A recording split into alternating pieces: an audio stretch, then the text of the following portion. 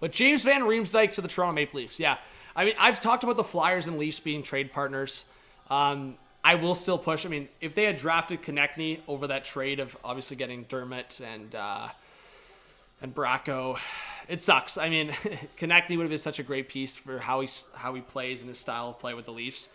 I think that's why a lot of Leaf fans have talked about Tyler Bertuzzi as a target for the Toronto Maple Leafs, because it's just a guy that can score and play with that edge, right, in the playoffs. I think that's why the Panthers, have prioritized with the Matthew Tkachuk trade, and obviously in the season so far that hasn't worked out for them. But the Leafs would benefit big time from a guy like Konechny or Bertuzzi. Not just a guy that gets under the skin. Like, they got a Simmons, they've got other guys in the bottom six, but it's just a guy that can actually produce heavy for you in your top six and provide that edge and provide just that presence for your skilled guys. Like when Matthews, there's been so much criticism around Matthews in a scrum, and Bunting's obviously been a big presence for that.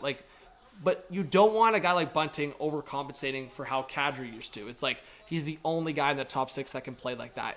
You need a second guy that can play like that. That's why the conversation's been, is it a Konechny? Is it a Tyler Bertuzzi? Is it any of these guys you get? Is it a guy like Ryan O'Reilly who has that playoff experience?